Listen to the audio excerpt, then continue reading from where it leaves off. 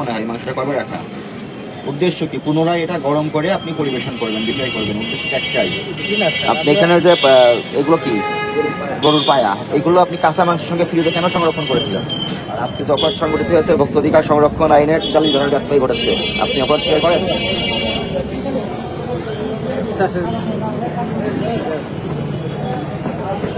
এই অপরাধে আপনাকে জনস্বার্থে সতর্কতামূলক ১ লক্ষ টাকা কি জরিমানা করা হলো।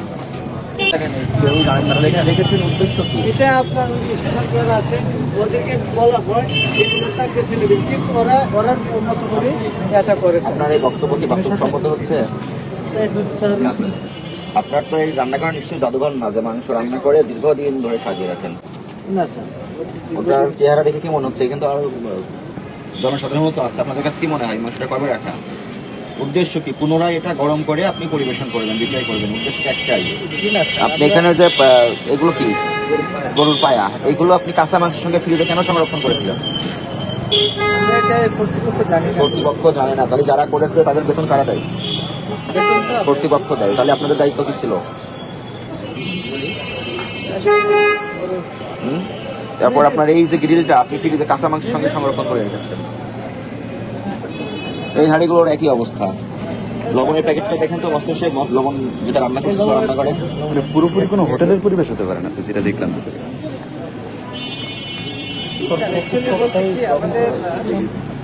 আপনি হোটেলের রেস্টুরেন্টে যান, পিছনের অবস্থা এই যে লবণের প্যাকেট রান্না বান্না ওটা যেটা ব্যবহার করতেছিল এমন একটা লবণ আমি এখানে ধরেছিলাম। হ্যাঁ, পাত্রে রাখা ছিল, একটা পাত্রে রাখা ছিল ওটা। এটাই পাত্রটা নিয়ে আসেন, পাত্রটা নিয়ে আসেন। প্যাকেটগুলো ছিঁড়া রাখি আর কি। রান্নাঘরের ভিতর থেকে তো তীব্র দুর্গন্ধ পাওয়া যাচ্ছে। এটা কর্তৃপক্ষ জানে না। কর্তৃপক্ষ কি জানে? শুধু প্রফিটের বিষয়টা জানে। আর ভোক্তারা কি খাচ্ছে না খাচ্ছে, তারা নিরাপদ খাবার খাচ্ছে কিনা এই বিষয়ে কর্তৃপক্ষের কোনো জানার আগ্রহ নাই। অবশ্যই আছে। তাহলে ভিতরে এই পরিবেশ করে রেখেছে। দেখেন এর মধ্যে কি ময়লাগুলো বলে আছে, দেখেন মুরগির সব পাখা টাকা সব ময়লা।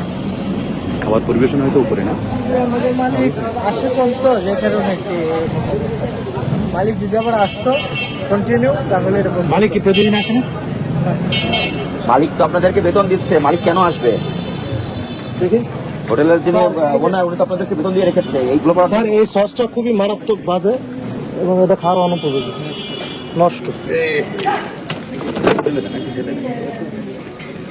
এই লবণটার কথা বলতেছে।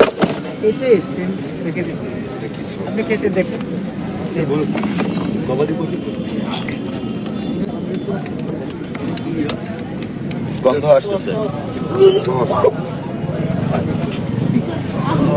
বন্ধ খেতে আপনার এখানে যে অপরাধ হয়েছে, আপনি এটা অপরাধ স্বীকার করেন?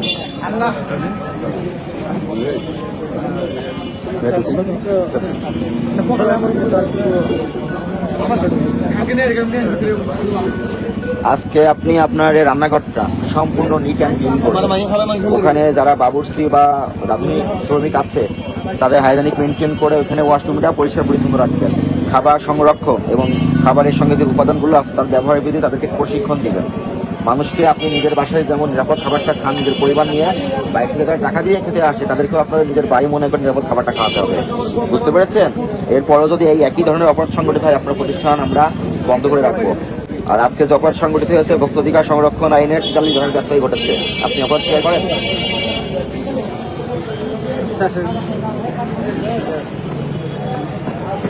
এই অপরাধে আপনাকে জনস্বার্থে সতর্কতামূলক ১ লক্ষ টাকা কি জরিমানা করা হলো। আর এগুলো সব ডিস্ট্রয় হবে।